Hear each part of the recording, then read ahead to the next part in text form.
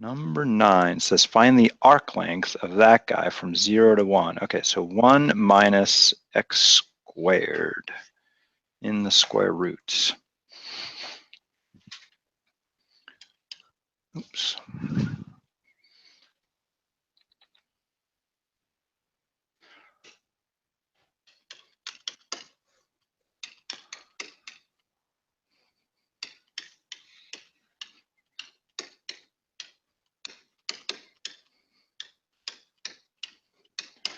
All right, let's go for it. I think I wrote that correctly. Does that look right, Ventura? Nice and warm. All right, so arc length formula reminder. Let's see, it's the integral of the square root of 1 plus y prime squared dx from x goes from a to b. So we need to find y prime, square it, add 1, take the square root, see if we get lucky. And sometimes on these we do get lucky and sometimes we don't get lucky. So y prime. So remember the derivative of a square root is 1 over twice the square root. And the chain rule says you have to multiply by the derivative of the inside. And the derivative of 1 minus x squared would be negative 2x.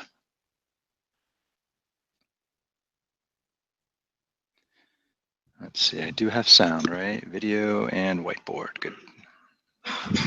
Cleaning that up a little bit, we're stuck with the negative, the 2's divide out, and we get x over the square root of 1 minus x squared. All right, so then we need to square that thing. And I think we can add 1 at the same time. Oh, that won't hurt us in this case. So that's going to give me 1 plus x squared over 1 minus x squared.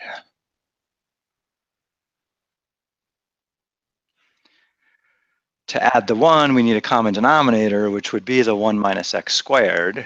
So that 1 is going to be a 1 minus x squared over 1 minus x squared. So that's going to give me a common denominator of 1 minus x squared.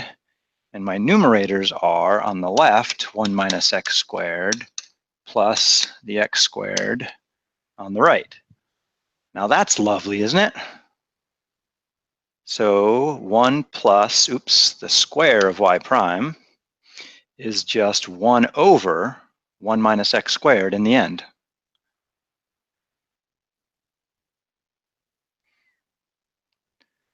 So we've cleaned up the interior of the square root. So let's see.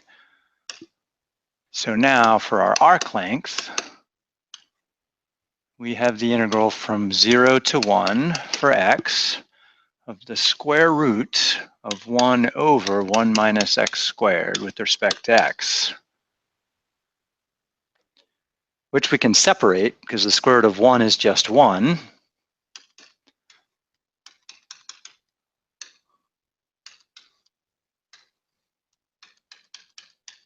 And that looks like something we've taken the derivative of before. Or we could try trig substitution. A regular substitution won't work because there's no x in the numerator, for example. Let's try trig substitution. It's a good practice on that. And then we can check the integral tables to see what it says. Whoa. All right, so with trig substitution, draw my triangle. Here's theta. Remember, a squared plus b squared equals c squared. Now here I have a minus in that, so it must be one of the forms like a squared equals c squared minus b squared. So comparing this to that, c would have to be 1. And we could let the opposite side be x. And then the adjacent side would then be the square root of 1 minus x squared.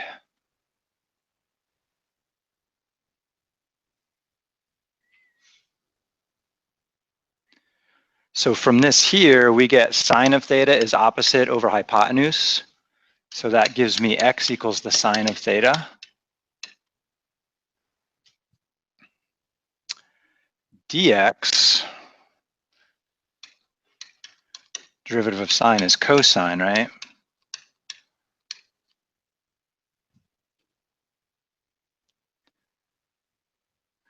Cosine would be adjacent over hypotenuse. So that means the square root of 1 minus x squared is equal to the cosine of theta. So I think we have all the pieces for our substitution now.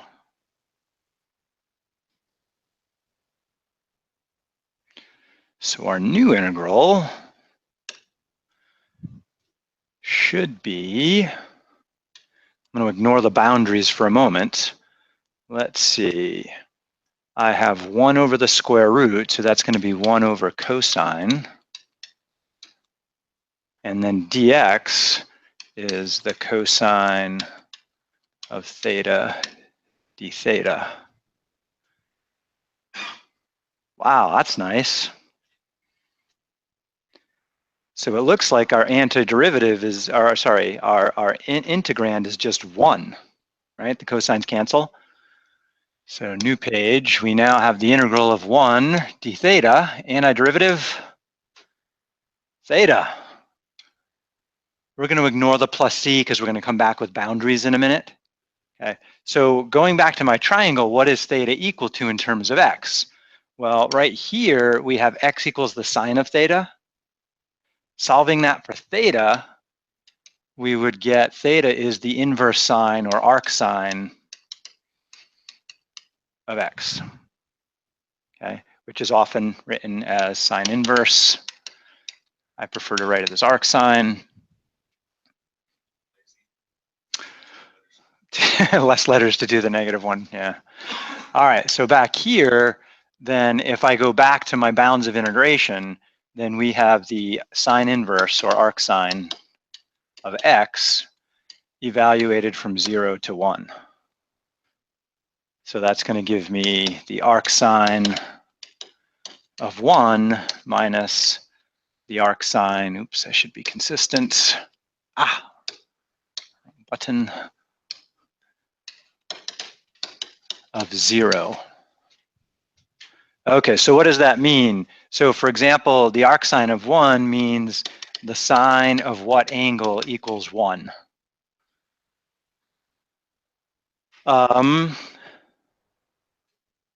It would be pi over 2, yeah. Yeah. So we get 1/2 pi, and then this one says the sine of what angle equals 0, and that would be 0. So we get pi over 2. That wasn't so bad. Trig substitution does take practice, right? Getting used to drawing that triangle. And again, looking at the Pythagorean theorem helps me figure out what goes where, okay?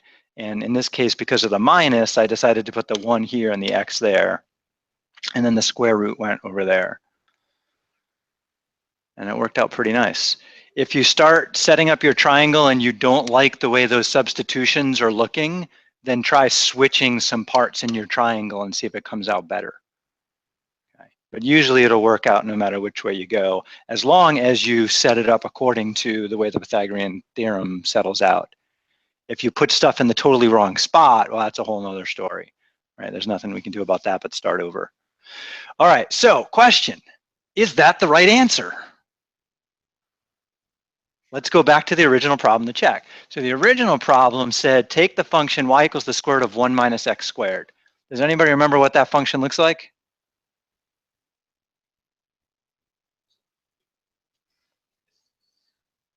Let's take a look. Let's see, new page. So y equals the square root of 1 minus x squared. Just for fun, I'm going to square both sides. Then I get y squared. What is it? It's a half circle. Yeah, y equals 1 minus x squared. Bringing the x squared to the other side, I get y squared plus x squared equals 1, which is the equation of a circle with a center of 0, 0 and a radius of 1. And let's see. So that would be my circle roughly right here. And let's see, the area of a circle is, well, let's see, we're doing arc length, right? Sorry. Circumference of a circle is either pi times the diameter or 2 pi times the radius. So the circumference of this circle is 2 pi. Now we only integrated this sucker from x equals 0 to 1, which means we get that part of it. So we get a quarter of the circumference. What's 1/4 of 2 pi? Pi over 2, right? Which is exactly what we found. Yeah. So we found the arc length of a quarter circle. Oops. Come on, pen. There you go. You can tell which students are actually concerned about their grades. The class of how many students? 50. It's an extra day. Yeah. 3 people failing this class. 3 people were terrified. Yeah, so we did get the right answer if we go back and realize the geometry of the situation. Okay. Would that count on the test? Sure. Oh, just doing that right there? No, I want to see calculus. Yeah. So people have done that to me before. They say, oh, I know that's a circle, so the answer is pi or pi over 2. And it's like, that's nice. I agree, but I wanted calculus here, so I can't give you full credit. Sorry. Yeah, so you got to give me some calculus. All right, let's try another one. What else should we play with? What's the scariest one? I don't know. We haven't done partial fractions in a while. Maybe we should do O.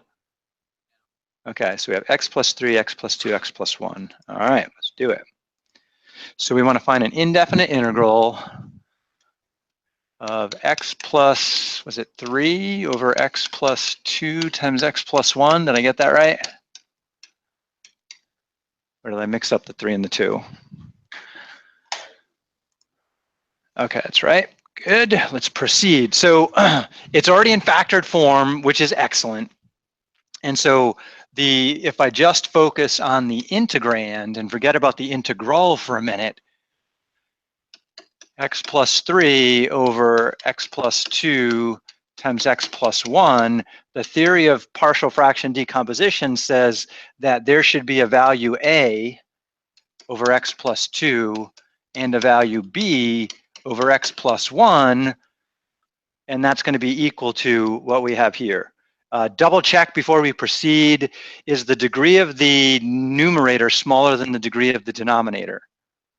Yeah, so then we can do this. If it's not, we have to do long division to simplify it first. We don't need long division here. So now it's just a matter of cleaning this up. That means we want to multiply both sides by the common denominator.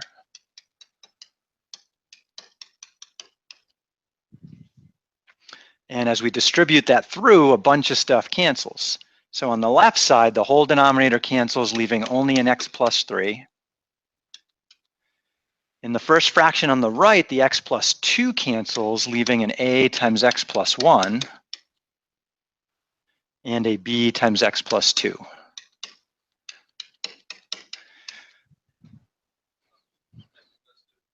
Two, yes, thank you. Excellent, good eyes. So from here we have 2 techniques we could use. We could use the combined like terms, or we can pick a convenient value of x. Anybody have a suggestion? Jesus, what do you think? Pick convenient values, yeah. So first convenient value would be, for example, -1. So if we let x equal -1,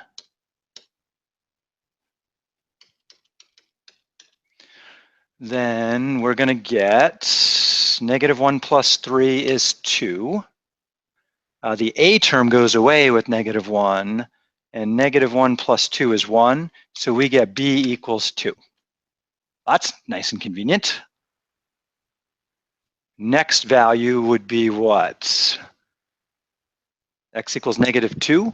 We'll wipe out that term right there. So x equals -2. -2 plus 3 is 1. -2 plus 1 is -1.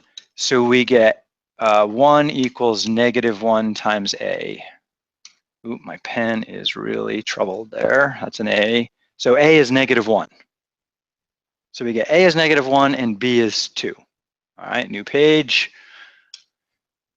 Uh-oh, I gotta reset my board. My pen is not tracking again.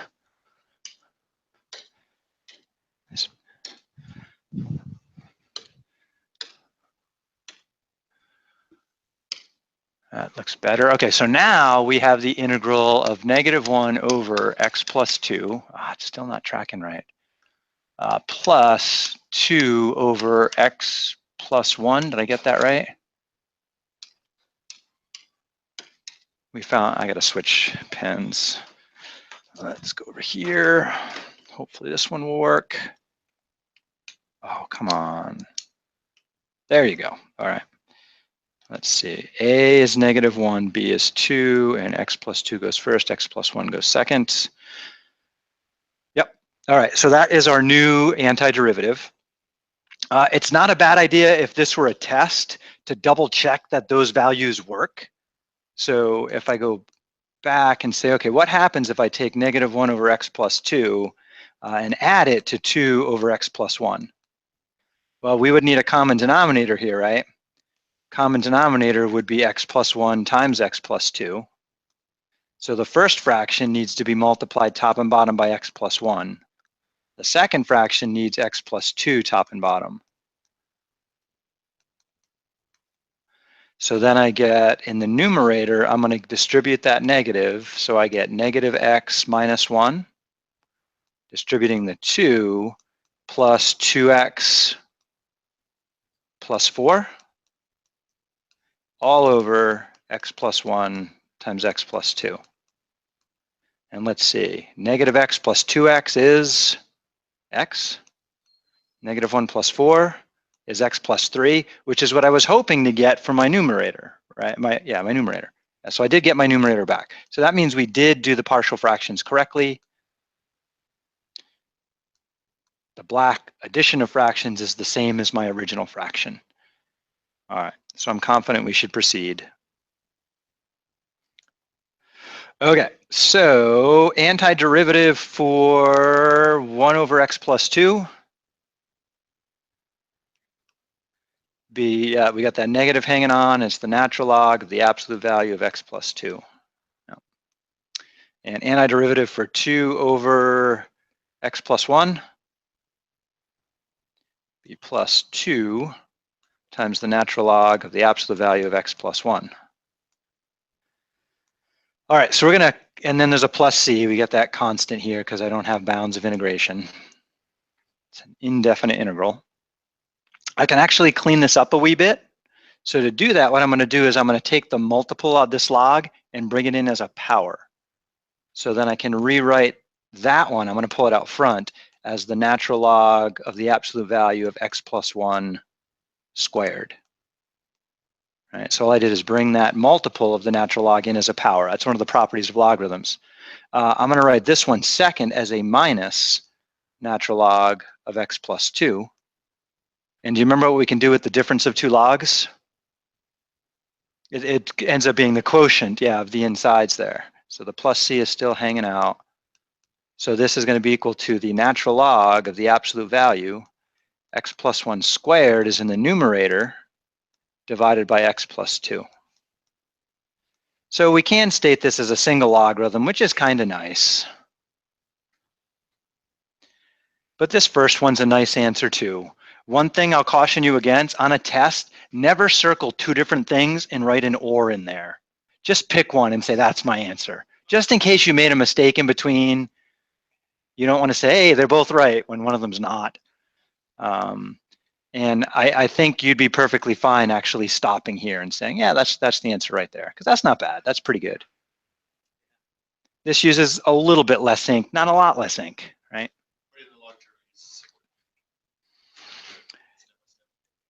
Oh, we used more ink to get there. That's a good point. Yeah, we used more ink to get there. So in conserving digital ink, yeah, we should have stopped right here. Okay, let's do another one. Where's that test? Let's see, we did a Riemann sum the other day. We looked at letter F the other day. What else should we try here? Something involving weird numbers. I'll see you later. Okay, yep. Number 8? Ooh, yeah, that revolution. Okay, that one's complicated, so I'm gonna copy it into a new page. And copy, screen. You're not looking forward to the weekend? Why? Oh, I have a ton of grading to do this weekend. I have 3 papers, one of which I haven't even started. Uh-oh. I am gonna get out and do some mountain biking though. I'm excited about that. I need some exercise. Keeps me sane. Okay, so let's see. My guess is revolving around x equals 1 is the hardest. Should we start with an easier one and warm up to the hard one? Yeah. Okay. So first thing we should do is we should draw this region before we do anything else. So let's graph these two functions.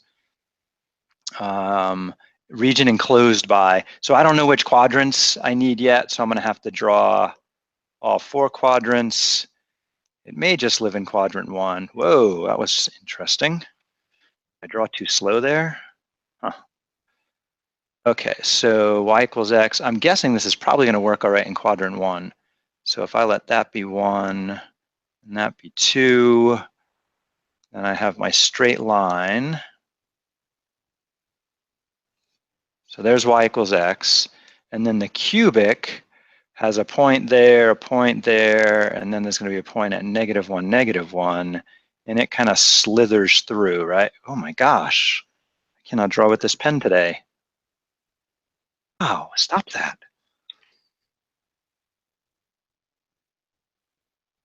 What the heck? I swear I didn't have a lot of coffee today. It's mostly in that spot over there. I wonder if I don't know, it has trouble tracking me when I draw slow. Ooh, in that band. Oh, no, it happens all over the place. All right, weird, sorry. Okay, so apparently with this pen, that's the best I can do today. So here's x cubed, right? And this is y equals x right there. And we are looking for a region enclosed by these guys, which is this region right here.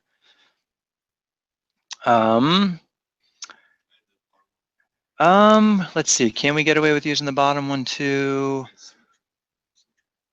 When, let's see, yeah, I guess we can. Yep, I guess we need both regions, yep. They are symmetrical, yeah, so we can double whatever region you get. Well, the other thing to check is when you do a revolution, you want to make sure the regions don't conflict with each other. Like if the region tries to pass through itself, that's a problem. And so just thinking about that idea, when I rotate about the y-axis, these guys are spinning on opposite sides of the axis, so I'm okay. When I revolve around the x-axis, they're again spinning on opposite sides of the axis, so they won't hit each other. If I spin around x equals 1, yeah, that's okay too. Yeah, yeah. So it looks like any of these, it won't conflict with each other. But some curves, you could have a problem with it conflicting with itself. Okay, so we got that. Let's erase a couple things here. We're going to do the first one, which says go around the y-axis. And we could either do shells or washers, and I'm not really sure which one is easier here. Let's go with black. If we went with washers, we would have to have a rectangle like that, and we would integrate with respect to y. You think washers will work? Okay, Jesus recommends washers, so let's go for washers. So washers, we're going to end up with, if I draw it this way, these shapes like this here, when we revolve that rectangle about the axis. And we need to figure out what is the outer radius, capital R, and what is the inner radius, lowercase r. So in this case, and then the other thing to consider is my little height here, that is a dy. Okay, so that means I'm going to have to solve these guys for x. First one's no big deal, right? X equals y. Second one, I'll have to take the cube root. So I'm going to get x equals y to, I'll write it as y to the power 1/3, I think is more convenient. Because I need functions of y here if I'm going to do washers around the y-axis. And big R is the one furthest away from the axis, which is the cubic. Okay, so this guy right here is my big R, and closest to the axis is my line when I look at my rectangle, so that's my little r. And with washers, we want the integral of pi times big R squared minus little r squared. In this case, dy. And we're going to integrate as y goes from 0 to 1, and then we can double that. So for us, we're going to have 2 times pi times the integral as y goes from 0 to 1 of big R squared would be y to the 2/3, and little r squared is just y squared dy. Does that look okay? With me? All right. That doesn't look too bad. 2 pi is going to hang out. Antiderivative for y to the 2/3. So if we add 1 to that, that gives us 5/3. So we're going to have 3/5 y to the 5/3 minus y cubed over 3 from 0 to 1. Yeah. Looks okay. 0 is going to be easy to plug in. So this is going to give us 2 pi times 3/5 minus 1/3. And then otherwise I get minus 0 for the whole second part. All right, common denominator here would be 15. And then that's going to give me 9/15 there and 5/15 there. 5 minus 9 is 4. So I get 4/15 there times 2 pi. Cleaning that up a little more, I can write it as 8/15 times pi. So provided we set it up correctly, which I think we're looking pretty good, it looks like it's 8/15 pi. The only way we have to double check it is to plug this into like a computer algebra system. Now that's assuming we set it up right. Right? So if we set it up right, the computer algebra system would just check our antiderivatives and our arithmetic. The other way we could check it is we could do shells on this. So I think I'm going to do shells just for fun, just to review shells and make sure we get the same answer. All right, so let's see. I need to redraw that to think shells. And I'm just going to zoom in on that upper part. So we had that line. We have our cubic, x cubed. That's a cube, believe it or not. And there's x. And then we are revolving around the y-axis. Shells have to be perpendicular to the axis, like that, which means we're going to have a dx to work with. And then I need to know what is the height of my cylinder. And my height here is going to be the top curve minus the bottom curve. So the top curve here is x, and the bottom curve is x cubed. So that would be my height here. So just a reminder about the cylinder we're going to generate. We're going to generate the cylinder that looks like this. It's going to be micro thin. How thin? It's going to be dx thin. Okay. And then otherwise, I need to know the circumference of a cylinder. And the circumference is 2 pi times the radius. The radius is the distance from the axis over to your rectangle. So that's r right there. And if you think about it, this is centered at 0 for my radius, and then my rectangle is over here at some x value. So the radius in this case is just x. And then we just calculated the height right there. So the volume of this will be the distance around 2 pi x times the height times dx. So a little chunk of volume is 2 pi x times the height, x minus x cubed, dx. So that's the shell setup. So for us, we are going to integrate as x goes from 1 to, from 0 to 1, that thing right there. So I'm going to pull the 2 pi out, and then I'm going to have, I guess I can distribute that x squared minus x to the 4th dx. Now that's only revolving this area right here. Remember our original setup, we had 2 of those. So we need to multiply by 2 again to match what we did on the previous page. So I have another 2 times to get the region down here.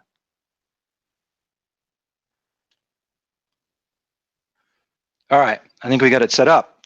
Antiderivative, we got our 4 pi hanging out. And then we have an x cubed over 3 minus an x to the 5th over 5, right? From 0 to 1. So the 4 pi is hanging out, and that's going to give me 1/3 minus 1/5. Common denominator here is 15. So let's see, that's going to give me 5/15 minus 3/15, which is 2/15, which altogether gives me 8/15 pi, which is exactly what we got before, right? Sweet. They were both equally hard. I don't know if one was easier than the other in this case. Yeah, it was about the same amount of work. Yeah, so it's a matter of what do you think is harder to set up, the shell or the double radius? And I don't know, the double radius kind of felt a little easier to set up today. Yeah, I don't know. Okay, so given the symmetry of this function, doing it about the x-axis is going to be kind of a repetition of what we have here. So let's do around x equals 1. I think that's going to be more exciting. All right, so it's not that terrifying. It's only terrifying when you do it. All right, so yeah, when you do it alone, it's terrifying. That is true.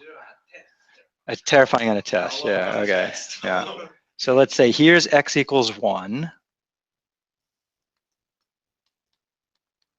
And that's my axis of revolution. And then I want to draw in my curves. So let's see if that's 1 there, then 1 for y is about there. So y equals x, something like that. I almost got it through there. And then the cube root looks something like that. And so here's our regions that we're revolving. Always a good idea to throw a couple of numbers in here.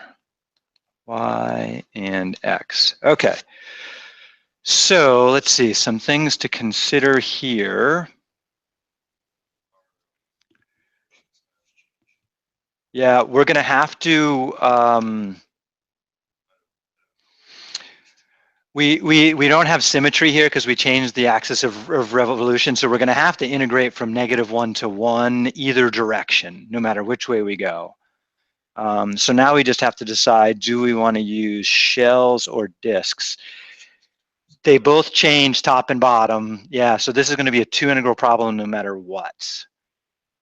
Yeah. I'm thinking I want to do shells. Anybody else want to override me on that? You go with shells? Okay. We don't have to solve. Yeah, that's one thing I was thinking. I don't have to solve, but solving here is easy. Okay. So if I do shells, I'm perpendicular, I'm parallel to the axis, excuse me. And so I'm gonna have a shell over there and a different shell over here. So let's set up the first one. Let's see, my radius, did I switch colors? Oh, my pen decided to stop working. Oh, really? Come on, we're in the middle of a problem. Oh, there it goes, I got it back. But it's not writing. Oh, there we go, all right. So the radius, remember, is the distance from the axis. Oh, please write, come on. Come on, we gotta finish this problem. All right, let's try resetting this guy. Maybe I can get this pen to work.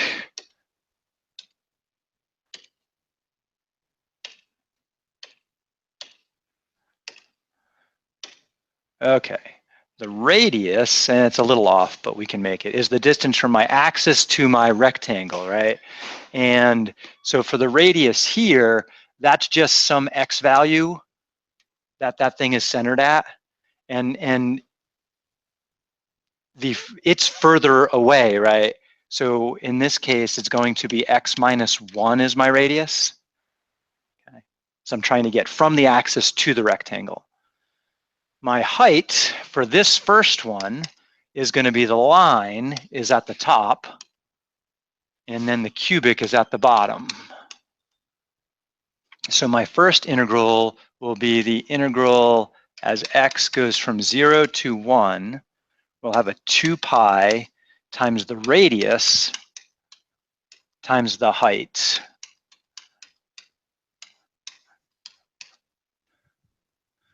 So that will give me the first chunk of my volume.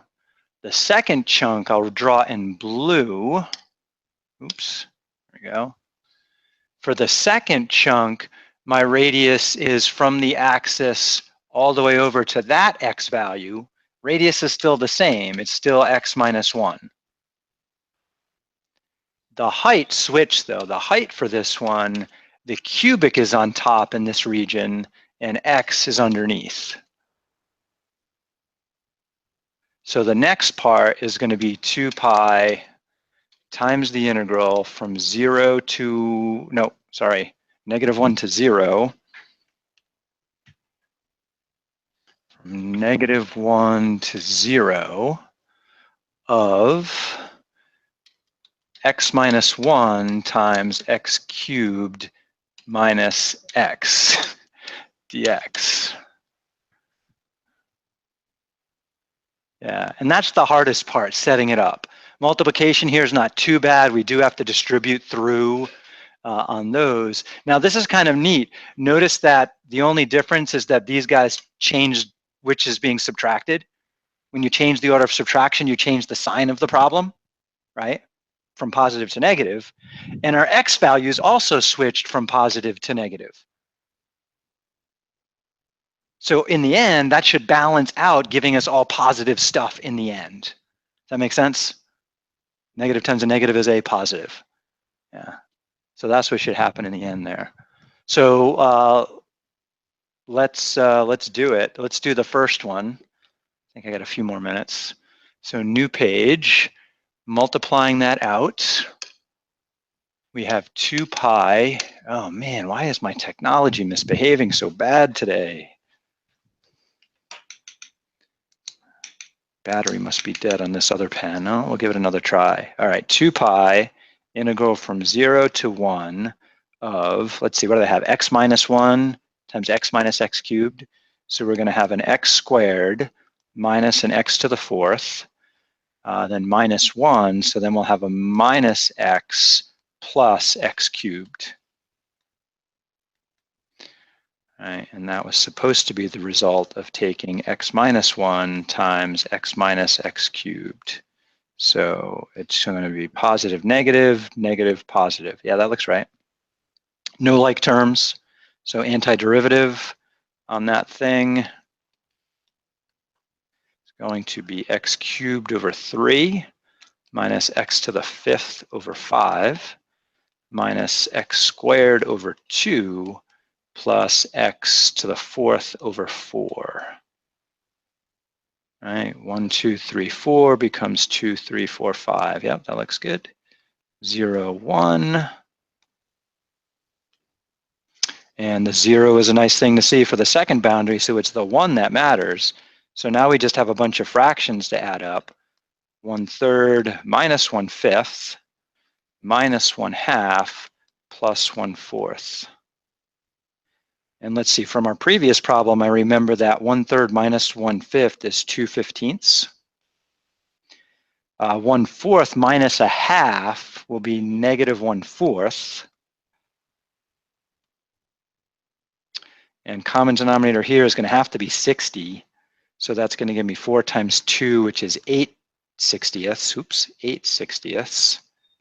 Having trouble writing.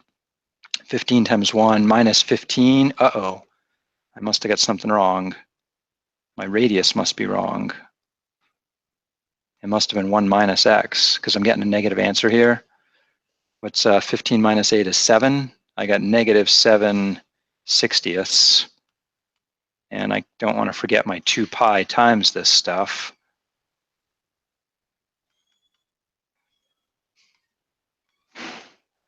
Okay. Yeah, I must have had my radius backwards.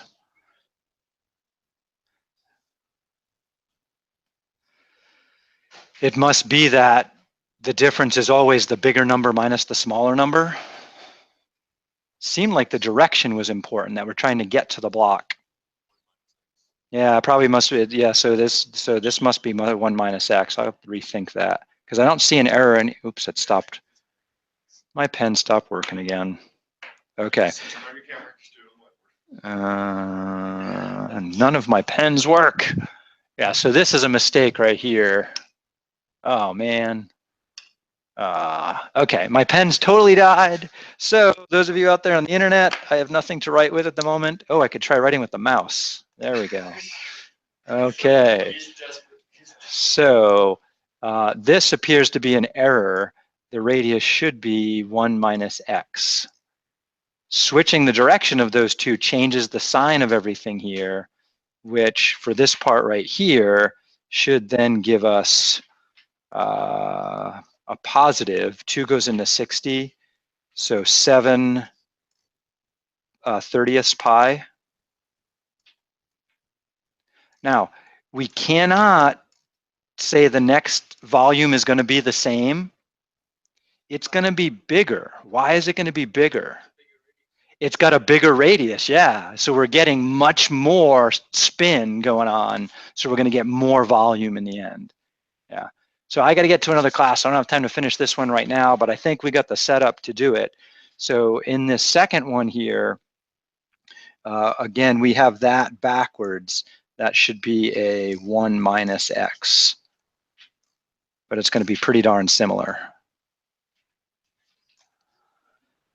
All right. Thanks. That was fun.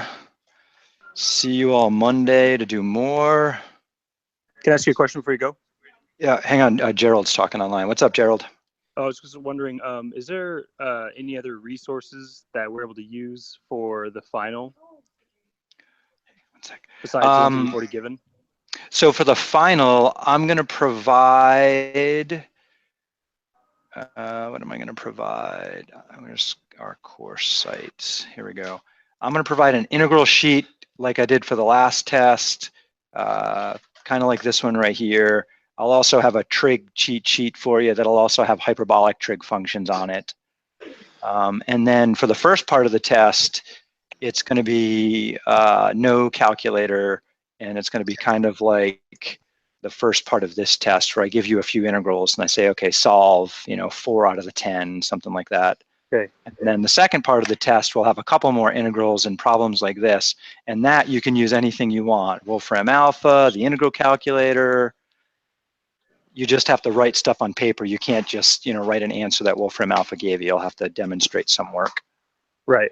So another thing, one last question. Yep.